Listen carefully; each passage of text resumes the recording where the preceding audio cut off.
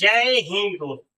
बता दूं कि बिहार पॉलिटेक्निक में एडमिशन के लिए जो भी बच्चा काउंसलिंग कराया था उसका फर्स्ट मेरिट लिस्ट आज जारी कर दिया गया है।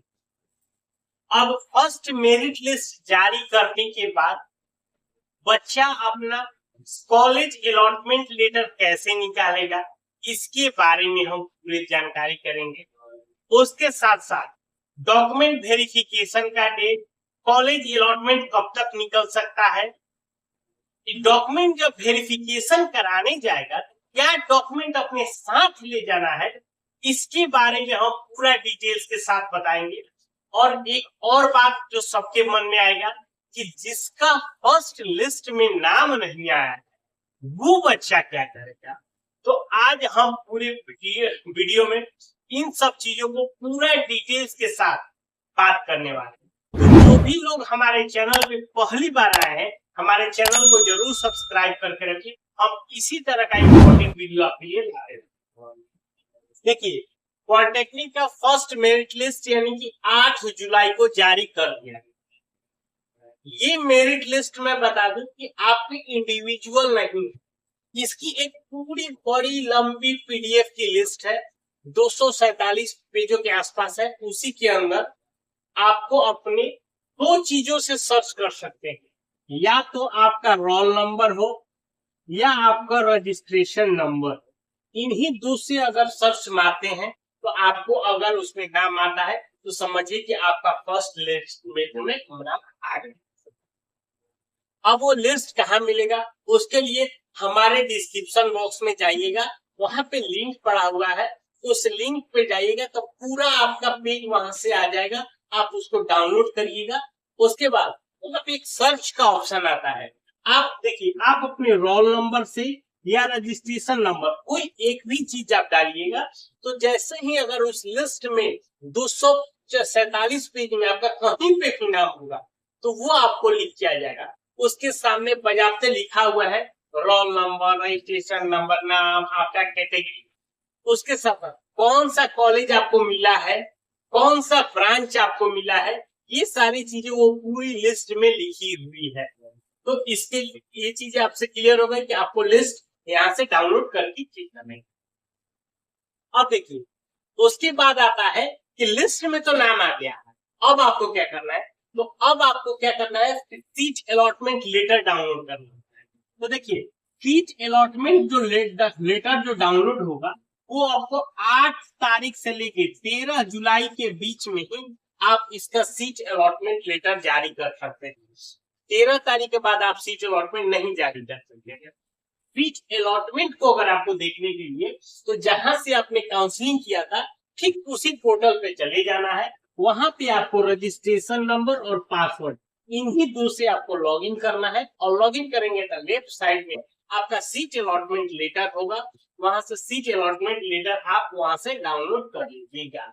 या अगर सीट अलॉटमेंट अगर आप नहीं डाउनलोड करेंगे तो वो चीजें वहां पे मांगी जाएगी। आगे हम पूरी लिस्ट बताएंगे कि आपको जब एडमिशन कराने जाना है तो कौन सी लिस्ट ले जाना है। यहाँ तो ये चीज हो गया कि आपको सीट अलॉटमेंट निकल गया। अब देखिए, सीट अलॉटमेंट निकलने के बाद आपको देखिए 2-3 दिन का समय मिल रहा है। 11 तारीख से लेके 13 जुलाई तक आप जिस भी कॉलेज में आपका नाम आया है उस कॉलेज में जाकर आपको अपना डॉक्यूमेंट वेरिफिकेशन और एडमिशन आपको फाइनल करानी है। एडमिशन कराते समय यह ध्यान रखिएगा, आपका जो भी कॉलेज का फी होगा अगर वो चेक से लेते हैं तो आप चेक से दीजिएगा, बाई कैश लेते हैं तो बाई कैश, मतलब जिस भी तरीके से आप, हर एक कॉलेज का अलग अलग है, ठीक है। तो आप वो जिस भी तरीके से वो मांगते हैं, ज्यादातर उम्मीद है ऑनलाइन ही पेमेंट करेंगे क्योंकि आज तो सारी चीजें ट्रांजेक्शन ऑनलाइन हो गई।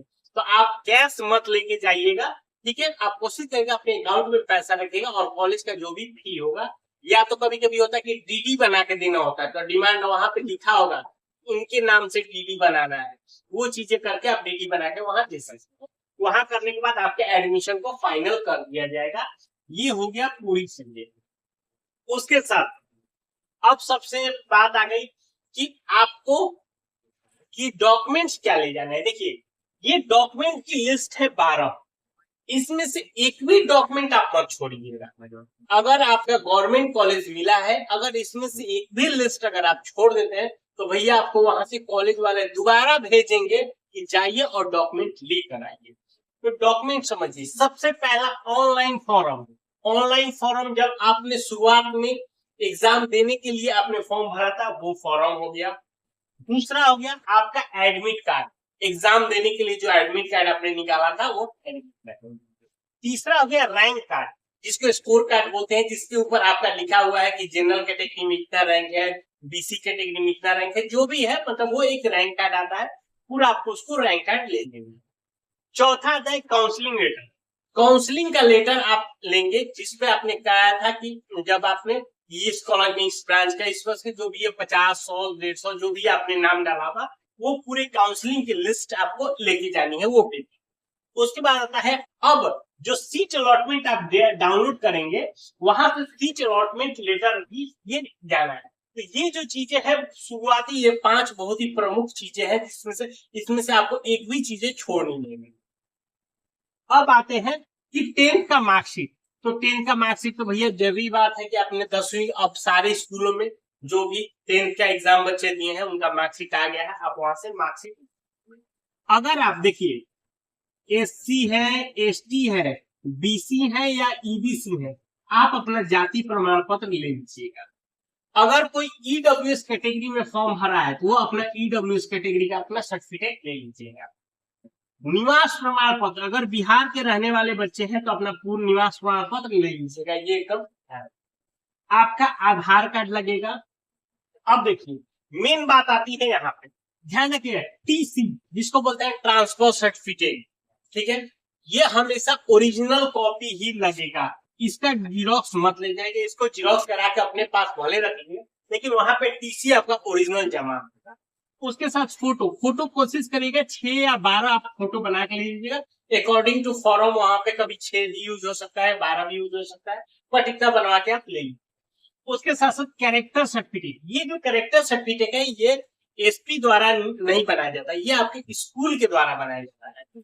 अगर आपके स्कूल से ये आपके चरित्र प्रमाण पत्र एक बुलाता है, वहां से ये आपके स्कूल के द्वारा जहां से आपने 10वीं पास किए वो लोग देंगे। कहीं कहीं क्या होता है कि टीसी और कैरेक्टर दोनों एक ही में लिखा होता है, तो अगर दोनों एक ही में है तो वहां से वो दोनों चलेंगे। तो ये आपकी पूरी डॉक्यूमेंट की लिस्ट है, इसको आपको अपने साथ ले जाना है। ध्यान रखिएगा ओरिजिनल कॉपी ले जाइएगा, साथ के साथ एक इसका जीरोक्स कॉपी भी आप ले लीजिएगा, ठीक है। और एक और मैं बात बोल रहा हूँ कि यहाँ पे कॉलेजों में क्या होता है कि आपके ओरिजिनल डॉक्यूमेंट्स को जमा कर लेते हैं, तो एक कॉपी अपने कलर फोटो करके या सादा फोटो करके एक प्रॉपर अपने डॉक्यूमेंट अपने घर पे रख के जाइएगा, क्योंकि मान लीजिए आपका 3 साल का समय जब तक कॉलेज में बीत रहा है, अगर किसी तरह का कोई फॉर्म आता है, अगर आपको कोई फॉर्म भरना होगा सरकारी वैकेंसी से रिलेटेड, तब आप क्या करेंगे, उस समय वो जो जीरोक्स कॉपी रहेगा उसी के माध्यम से आप देखें अपलोड करना होगा तो वो आप फॉर्म भर सकते हैं। इस बात को एकदम ध्यान रखिएगा, एक कॉपी आप अपने फोटो कॉपी करके अपने घर पे रखिएगा, क्योंकि आपका ओरिजिनल कॉपी वहां जमा हो जाएगा, और साथ में जीरोक्स कॉपी लेके जाइएगा, ये बात एकदम ध्यान में। ये तो हो गई जिनका लिस्ट में नाम आया हुआ है। अब बात कर लेते हैं वैसे बच्चे का जिनका लिस्ट में नाम नहीं आया है। देखिए जिसका लिस्ट में नाम नहीं है उस बच्चे को फिलहाल अभी कुछ भी करने की जरूरत नहीं, उनको अपनी सेकेंड लिस्ट का इंतजार करना है, जो कि आपको 20 जुलाई को आपको सेकेंड लिस्ट जारी होगा। अगर सेम वही प्रक्रिया जब आपका सेकेंड लिस्ट में नाम आ जाएगा, उस समय भी मैं एक वीडियो बना के बता दूंगा क्या चीजें हैं, और उस समय भी सेम जो प्रक्रिया फर्स्ट लिस्ट में जिसका नाम आया वो सारी प्रक्रिया सेकेंड लिस्ट वाले को भी करनी। तो कोई और जानकारी हो तो हमें नीचे कमेंट करके पूछ सकते हैं। मिलते हैं नए वीडियो में, तब तक के लिए।